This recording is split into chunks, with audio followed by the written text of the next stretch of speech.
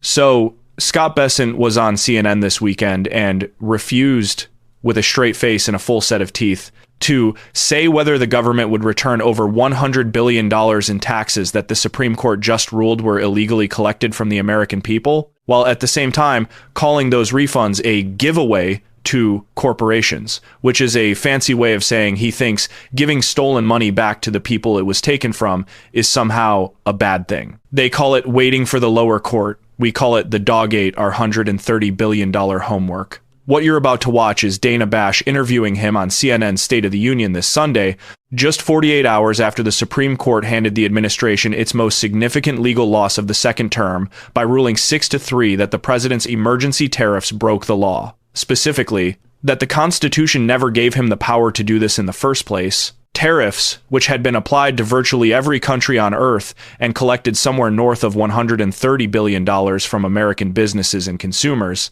As usual, let's watch the interview, and I will break it down later in the video. I do want to start with the big question. Will you refund the roughly $134 billion in revenue taken by these emergency tariffs? Well, Dana, that's not the big question. Let's just level set here. What the Supreme Court did was a very narrow reading of the president's authority under the IEEPA tariffs. We have other tariff authorities which have been functioning, Section 232 tariffs, Section 301 tariffs, and Dana, when you say it's a big question, that's bad framing because the Supreme Court didn't even address that. The Supreme Court remanded it down to a lower court, and we will follow what they say, but that could be weeks or months when we hear them. So the Supreme Court did not address refunds.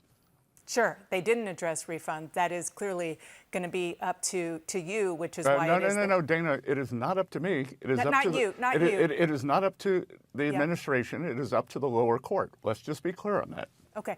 Well, the Justice Department told a federal appeals court in this very case last year, if tariffs imposed on plaintiffs during these appeals are ultimately held unlawful, then the government will issue refunds to plaintiffs. Again, I'm not going to get out ahead of the court. We will follow the court's direction, but as I said, that could be weeks or months away. That decision was not rendered on Friday. What do you think? You're the Treasury Secretary. What do you think should happen? In the past, you have said it is possible. Again, I want to point to what we're doing. The president, the administration remains undeterred in reshoring American factories and getting rid of these massive trade imbalances. That's the big story here, is that we are immediately going to go to Section 122 tariffs, and that the revenue for the U.S. Treasury for 2026, the projections are unchanged. Okay, I'm going to ask about the new tariffs that the president talked about over the weekend. But before we move off of this, I know in the past, before the Supreme Court went with its ruling, you said any tariff refund would be corporate welfare and would likely not get passed on to the American consumers. What about the countless small business owners in America, many of whom have spoken with CNN, who say they're bearing the cost and have been bearing the cost of tariffs? Again, I'm not going to get out ahead of the court. We don't know what arrangements were made. We don't know what foreign suppliers, whether they discounted what's happened. So let's just focus on the news on Friday, and then I'll come back after the lower court rules. Yeah, as the Treasury Secretary, it's hard to believe that you don't have an opinion or know where these revenues, over $100 billion, are going to go, or have an opinion on where they should go. Again, I had an opinion, and the court did not agree with my opinion. So, Dana, I'm going to wait for the lower court opinion. Okay, so let's talk about what is happening right now, which is the president did sign an executive order Friday night calling for that 10% global tariff, and then he raised it to 15% on Saturday. As you mentioned, he's invoking Section 122 of the Trade Act of 1974 to justify these new tariffs. That's a section of the federal law that no president has ever invoked. What does the president think will happen in the court, or why does he think it will stand up to legal scrutiny? This 122 authority is good for 150 days. During that time, we will do studies on Section 232, which will be done by Commerce Department, Section 301, which will be done by USTR. Those tariffs remain in effect and have withstood more than 4,000 challenges since the president's first term. So during that time, it is very likely that those studies will result in higher 232s, higher 301s, and it will get us back to the same tariff level. We've been in touch with our foreign trading partners, and all of them want to keep the trade deals that have been set. Dana, we've had great economic results over the past year. 4.1% second quarter GDP, 4.3, 4.4 in the third quarter, and it would have been a very strong fourth quarter if the Democrats hadn't shut down the government to hurt the American people. On that note about the new tariffs that he put in place, you're right that it is 150 days, and then Congress has to make it permanent, or has to approve it, I should say.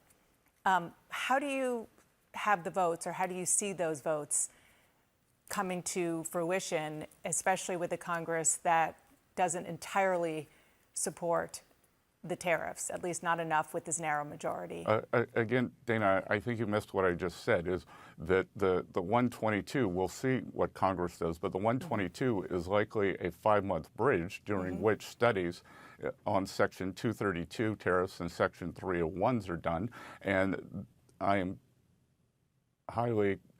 think it's highly likely that those tariffs will rise up, and that the 122s could disappear after 5 months. So, this is more of a bridge than a permanent facility. Okay. I just want to kind of take a step back on this and really look at what one of the justices who voted against the president's authority here, Neil Gorsuch, who of course the president nominated, he wrote in a concurring opinion, quote, "Americans fought the revolution in no small part because they believed that only their elected representatives, not the king, not even Parliament, possessed authority to tax them. The framers gave Congress alone access to the pockets of the people." So you're talking about different sections of the law, but what the Supreme Court said is that it is not the executive's function to do these tariffs. It needs to go through Congress, that is what the Constitution says. Again, Dana, that's not correct. What the Supreme Court said is that the president cannot use the IEEPA, the Emergency Economic Powers Act, to do this. The president does have other authorities, and as I said, the Section 232 tariffs and the Section 301 tariffs have withstood more than 4,000 lawsuits. So it was very narrow, and it's very interesting that the Supreme Court said that the president can't raise $1 of revenue with tariffs, but he can put on a full embargo. So they reaffirmed his ability to block all trade. He just cannot accept $1 for the trade. And I will tell you, like the tariff revenues, they have come into the Treasury. But more importantly, the ultimate goal of tariffs is rebalancing trade and bringing our trade deficits into balance. We've seen the goods sector, the deficit with our trading partners drop by 17%. We've seen our bilateral deficit with China drop substantially, and we are seeing trillions of investment and factories coming back to the U.S. because of the tariffs. I take your point that the Supreme Court ruling was narrow on what's called IEEPA, but these concurrent opinions were written to, it looked like, to send a message about the balance of power and the limits on executive authority when it comes to tariffs and taxing. Mr. Secretary, thank you so much for being here. I really appreciate it. Good to see you. Okay, so first of all, what you're feeling right now is completely correct. That was one of the top members of the president's own government, the person literally in charge of the U.S. Treasury, getting visibly annoyed that a journalist expected him to have an opinion about $130 billion of other people's money that the Supreme Court of the United States just said his administration collected illegally. Your frustration is not a misreading of the situation. That was the situation. But here's what he didn't tell you, and this is the part that should make you significantly more angry. The Department of Justice, his administration's own lawyers, already told a federal appeals court in writing exactly what the answer to Dana Bash's question is. According to court documents cited by legal analysts at O'Melveny, a major law firm, the DOJ's own court filing submitted directly to a federal appeals court clearly stated in black and white if tariffs imposed on plaintiffs during these appeals are ultimately held unlawful, then the government will issue refunds to plaintiffs. Full stop. That was not a casual remark. That was an official, written promise made to a federal court, the kind of promise that courts hold you to, and according to those same analysts, the Court of International Trade indicated in a written opinion that the government would be legally blocked from going back on that promise. The court already said so in writing. So when he sat there telling Dana Bash he doesn't know what will happen and it's all up to the lower court, he was talking around the fact that his own lawyers already made a commitment on this question to the judiciary. Wild how that detail didn't come up. Now, here's the other piece of context you need. He told Fox News the very same Friday of the ruling on the same day that any refund would be, and I'm quoting directly from Bloomberg and the Daily Beast, the ultimate corporate welfare. He said he had a feeling the American people won't see it. He said it could be a mess. He said all of that on Fox News Friday afternoon, and then he showed up on CNN Sunday morning and acted like he had no thoughts whatsoever on the subject. That's not waiting for the courts. That's having a very clear opinion and choosing not to share it with the audience watching CNN. I've been on a first date less evasive than this. Here's the mechanism, because it matters. According to the Penn-Wharton budget model, a nonpartisan research group at the University of Pennsylvania that tracks federal money, the total amount collected from these now illegal emergency tariffs through January of this year came to approximately $164 billion. Bessent's figure of $130 billion reflects what was reported through December. The Council on Foreign Relations confirmed this week that the businesses that actually paid these tariffs are legally owed their money back with interest on top. And here's the data point that destroys his "you won't see the money anyway" framing. A report from the Federal Reserve Bank of New York estimated that roughly 90% of the cost of Trump's tariffs were passed on to American consumers and businesses not absorbed by foreign exporters. So if American consumers bore 90% of this cost and the refunds go back to importers, that is genuinely a legitimate problem, but the solution to that problem is designing a refund process that gets money back to consumers, not using it as cover to not refund anyone at all. The strategy here is not complicated once you see it. Section 122, which he called a bridge, caps tariffs at 15% and expires after 150 days, unless Congress votes to extend them. Cato Institute analysts noted this week that Congress has no guaranteed votes to extend it, and that the administration might, in theory, let the tariffs lapse, declare a new emergency, and restart the clock, which would raise serious additional legal questions. What he's actually telling us is that the plan is to use these 5 months to complete formal government studies, one run by the Commerce Department, one by the U.S. Trade Representative, that would give the president a different legal reason to put those tariffs back in place at the same rates through methods that have survived legal challenge before. He's describing a magic trick, move the money around, swap out the legal justification, and hope nobody notices, played with $160 billion of real economic damage, except he wants you to believe it was all going exactly to plan. So what does this actually mean for you? Here's the real-world version. If you're a small business owner who paid elevated costs on imported goods for the past year, and we're talking about over 300,000 importers of record, according to the DOJ's own court filings, you now face a legal obstacle course to get money back that your own government's lawyers already admitted you were owed. You'll need to file a formal written challenge with U.S. Customs within a set deadline, and if they say no, you'd have to take them to a specialized federal trade court to fight for it. That's not a refund. That's a treasure hunt with a 2-year legal deadline. Miss it, and you lose the right to ask at all. The IRS doesn't tell you to just wait for the lower court when they want money from you, I'll note. On the institutional level, this ruling matters enormously beyond just the tariffs themselves. The official ruling written by Chief Justice John Roberts made clear what Justice Neil Gorsuch underlined in his concurring opinion. The power to create taxes, including tariffs, belongs to Congress under the Constitution, not the president. The phrase "the administration hung an entire global trade war on regulate importation" does not include the power to tax.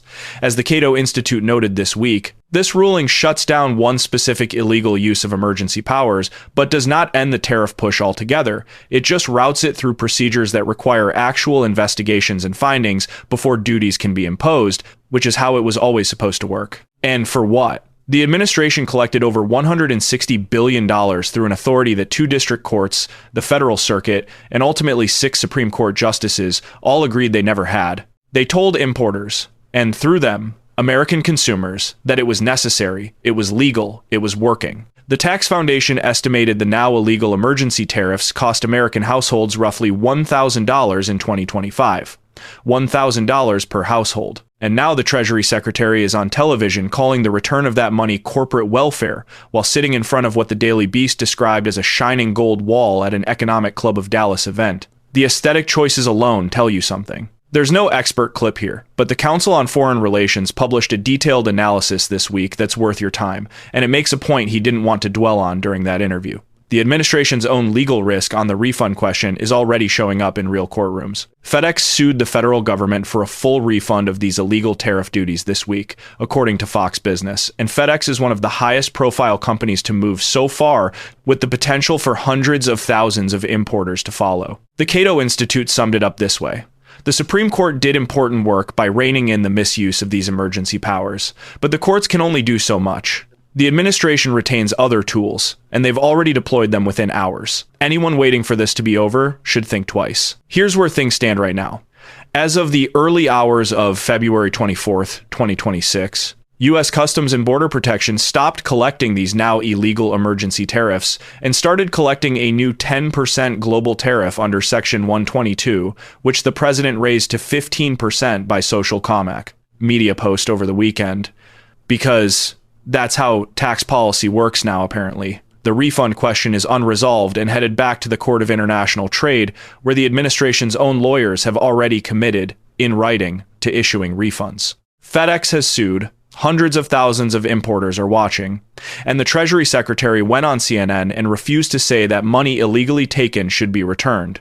This isn't really about tariff policy, as legitimate as those arguments are. It's about whether an administration that collected over $160 billion through a power the Supreme Court just, 6-3 said it never had, is going to treat that finding as a legal obligation or a suggestion. The answer we got Sunday morning was, let's see what the lower courts say. And what the lower courts are going to say is what the lower courts already said before this went to the Supreme Court, which is what the Supreme Court then said, which is what the DOJ's own lawyers already agreed to in writing. The only question is how long they plan to act like they don't know the answer. A Treasury Secretary who says he doesn't know where $130 billion went might want to check his own department's monthly financial reports. You know, the ones his department publishes. If you found this video helpful, make sure to hit the like button so more people can see it. Drop a comment below and let me know what you think. Share this video with someone who needs to hear this. And don't forget to subscribe and click the bell icon so you never miss a new upload.